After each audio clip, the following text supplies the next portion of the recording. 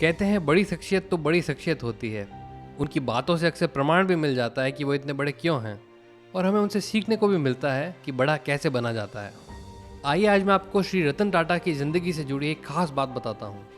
एक बार श्री रतन टाटा रेडियो पर एक इंटरव्यू दे रहे थे। तभी उनसे एक रेडियो एंकर ने एक बड़ा अहम सवाल पूछा, सर आपको अपने जीवन में सबसे ज़्यादा खुशी कब मिली? रतन टाटा ने एक पल के लिए सोचा और उन्होंने जवाब में कहा, मैं जीवन में खुशी के 4 चरणों से गुजरा हूँ और आखिरकार मुझे चौथी बार समझ आया कि सच्चे सुख का अर्थ क्या है। पहले चरण में मैंने अपने मन में संकल्प किया कि मेरे पास खूब पैसा और सभी संसाधन हो और इन दोनों चीज़ों को जितना हो सके मैं इकट्ठा कर लूँ। लेकिन इस स्तर पर मुझे महसूस हुआ कि यह सुख तो मुझे मात्र कुछ पलों के लिए ही मिला और जैसा मैंने सोचा था या जैसा मैंने चाहा था उस सुख की प्राप्ति मुझे नहीं हुई। और दूसरे चरण में मैंने कीमती सामान और वस्तुओं को इकट्ठा करना शुरू किया और मुझे लगा शायद ऐसी कीमती चीज़ें जिनकी मैं रुचि रखता हूँ उनसे मुझे खुशी ज़रूर मिलेगी।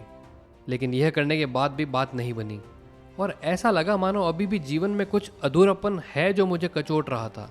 और ये भी समझ आया कि इन चीज़ों का जो असर है बड़ा अस्थायी है, जो कुछ ही समय में ख़त्म हो जाता है, क्योंकि कीमती चीज़ों की चमक लंबे समय तक नहीं टिकती।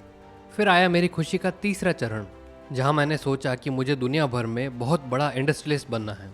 इसके लिए खूब मेहनत भी की और हाथ में बड़े प्रोजेक्ट मिलना शुरू हुए। तब भारत और अफ्रीका में डीजल की सप्लाई 95% मेरे पास थी, लेकिन यहाँ भी मुझे वो खुशी नहीं मिली जिसकी मैंने कल्पना की थी। कहीं ना कहीं मैं हताश हो गया कि जिस खुशी की तलाश में हूँ वो पूरी ही नहीं हो रही। और इसके साथ ही चौथा चरण शुरू हुआ और यह वह समय था जब मेरे एक मित्र ने मुझे कुछ विकलांग बच्चों के लिए व्हीलचेयर खरीदने के लिए कहा। लगभग 200 बच्चे थे। दोस्त के कहने पर मैंने तुरंत व्हीलचेयर खरीदने का ऑर्डर दे दिया और वो आ भी गई क्योंकि मेरे पास संसाधनों की कोई कमी नहीं थी। लेकिन दोस्त ने कहा, भाई साहब ऐसे तो काम नहीं चलेगा, और जिद की कि मैं उसके साथ जाऊं और बच्चों को व्हीलचेयर अपने हाथ से गिफ्ट करूं। मैं तैयार होकर उनके साथ चल दिया। वहाँ मैंने सारे बच्चों को अपने हाथ से व्हीलचेयर दी। मैंने इन बच्चों के चेहरों पर खुशी की अजीब सी चमक देखी। मैंने उन सभी को व्हीलचेयर पर बैठे घूमते और मस्ती करते देखा। ये ऐसा था जैसे कि किसी पिकनिक स्पॉट पर पहुंच गए हो, जहां वे बड़ा उपहार जीतकर शेयर कर रहे थे।